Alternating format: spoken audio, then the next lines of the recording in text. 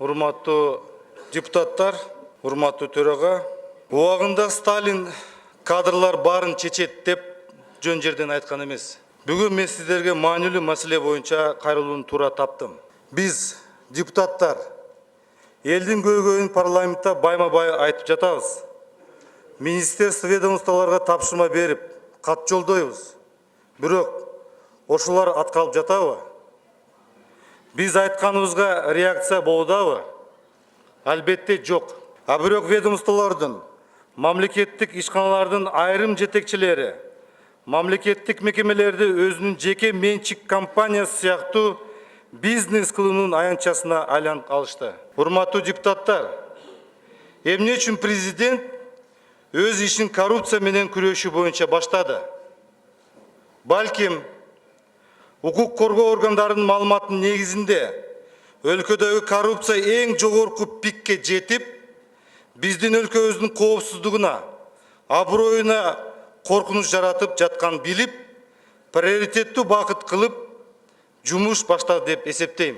Президент коррупцияга каршы күрөшүү боюнча өз сөзүндө мага жакынбы, бир тууганбы, доспу, эч нерсеге карабайм. Бардыгы бирдей жооп берет. Күнөөлүү адамдарга катуу чара көрүш керек. Ошондой эле келтирилген зыяндын ордун толуктоону камсыз кылуу зарыл деп айтып келет.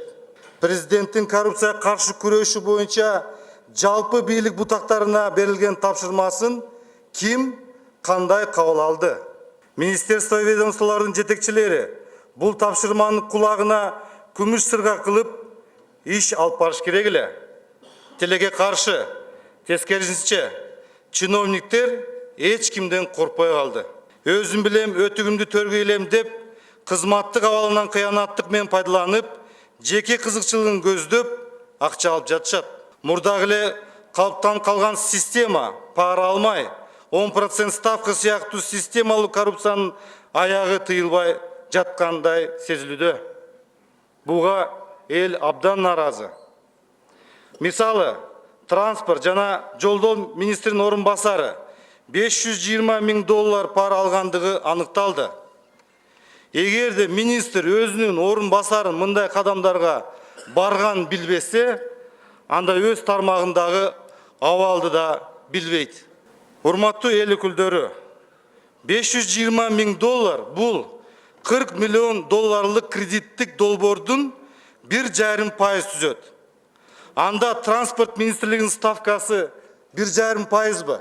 Бизде 2010 жылдан бери көптөгөн жолдор курулуп, түндүк-түштүк альтернативдүү жолу, Бишкек Нарын Төрөгат, Ош Баткен Исфана, Бишкек Карабалта, Маданият Жалабат, Балыкчы Корунду, Бишкек Балыкчы жана Тарас Талас жолдору, булардын жалпы суммасы $1,2 миллиард ашын.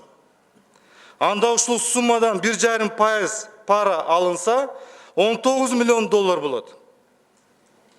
Сом менен алганда 1,360 миллион сом чиновниктердин чөнтөгүнө түшүп келгенби? Эми суроо туулат, курулган жолдордун сапаты кандай? 1,360 миллион сом бул 136 000 баланын жөлөк пулу. Же болбосо 27 000 орунду 136 бала бакчанын акчасы. Сиздер жакшы билесиздер, 610 000 бала бакчага барбай, көчөдө жүрөт. ТЭЦ боюнча өзүмдүн оюмду айтып кетейин. Модернизацияга чейин ТЭЦтин кубаттуулугу 666 мегаватт болчу. $386 миллион модернизация жасалгандан кийин 300 мегаватт кошулуп, кубаттуулугу 966 мегаватт болуш керек эле. Бирок азыркы учурда 812 мегаватт берип жатат. Анда 154 мегаватт кайда? Өкмөт сырттан көптөгөн кредиттерди, гранттарды алып жатат. Чиновниктер бир жагынан мамлекеттик карызга батырып жатса, экинчи жагынан карыздын эсебинен байып жатышат. Биз 2025 жылы $320 миллион тышкы карызга төлөп беришке керекпиз.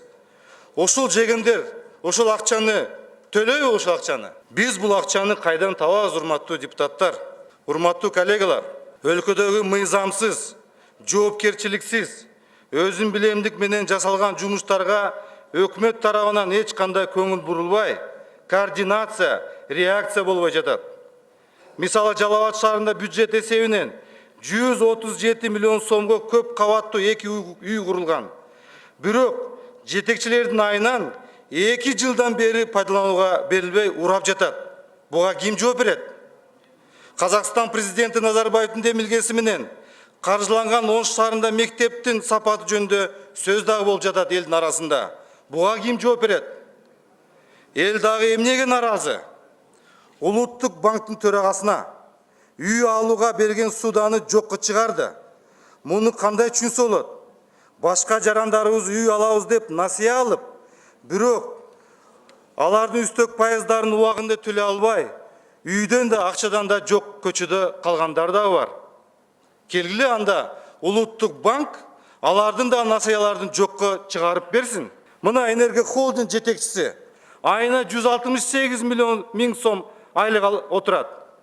Ошол эле кезде Аксы РЭСтин кызматкерлери 2 айдан бери айлыктарын ала албай жүрүшөт. Энергия холдинг жетекчиси акча табылат айлыкка. А жумуштун баары аткарган Аксы РЭСтин кызматкерлерине акча табылбайт. Өзү алган 168 миң сомду кызматкерлерге 5-6 миң сомдон аванс кылып берсе болмок да. Урматтуу коллегалар, мамлекеттик кызматкер пара алып кармалып жатат. Ячейкалардан миллиондогон акчалар чыгып, улуттук банк төрагасы өзүнүн суудасын жокко чыгарып жатат. Сотторго иш козголуп, Баткен областын прокурорунун өмүрүнө мамлекеттик кызматкер кол салды. Ошонун баарын эл көрүп турат да, урматтуугандар, урматтуу депутаттар. Биз кайда баратабыз?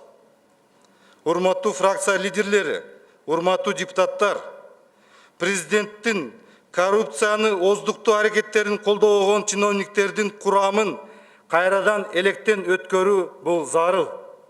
7-8 жылдан бери иштеп жаткан мамлекеттик жана муниципалдык кызматтын жооптуу кызматкерлерине кадрдык ревизия жасап, репутациясы начар, тажрыйбасы жок, коомчулуктун сын пикирине кабылган жетекчилерден тез арада арылып, балким люстрацияга барбайлыбы? Урматтуу Исаш Ишенкулович, сиз көпчүлүк коалициянын төрагасысыз. Системалуу коррупцияны жоюу үчүн келгиле жетекчилик кызматтарга таза, көңүлү ток, жаңыча көз караштагы, идеяга бай жаңы кадрларды алып келели. Керек болсо биздин депутаттардан да дайындайлы. Жоопкерчиликти чоң алалы. Арабызда жаратман депутаттар жана социалдык маселелерди чечүүдө тажрыйбалуу кадрлар бар. Мисалы, мурдагы депутат Алтынай Өмүрбекова жакшы иштеп жатат. Ал эми биздин коллегабыз Акылбек Жаманкулов Мелком компаниясына өзүнүн демилгеси менен 1 миллион сом айлыгын 100 миң сомго түшүрдү. Мурдагы депутат жаңы кадр Улбек Кочкоров эл менен тыгыз иштеп жакшы иш алып баратат. Болот Ибраимжанов Россияда мына депутаттар менен чогуу кыдырып, ар бир шаарга барып мигранттар менен жолугуп иштер жасап келатат. Урматтуу Исаш Ишенкулович, эми биз оппозициядабыз. Кадр маселе боюнча биз маселени чече албайбыз. Сиз президент, премьер-министр менен сүйлөшүп, кадр саясатын кайрадан карап чыгуу учурдун талабы. Өкмөт башчысы структураны өзгөртөм деген. Ошону дагы тездетүү керек. Учурда коомчулук бийликтен көп жакшы реформаларды эл менен тыгыз иш алып барууну күтүп жатат. Алардын үмүтүн актап, ишеним жаратыш үчүн эң башкысы кадр саясатын жолго коюу керек. Эгерде биз мындай реформаларга бүгүн барбасак, Кыргызстандын келечегине кайдыгерлик кылган болобуз. Көңүл бурганыңыздар үчүн чоң рахмат.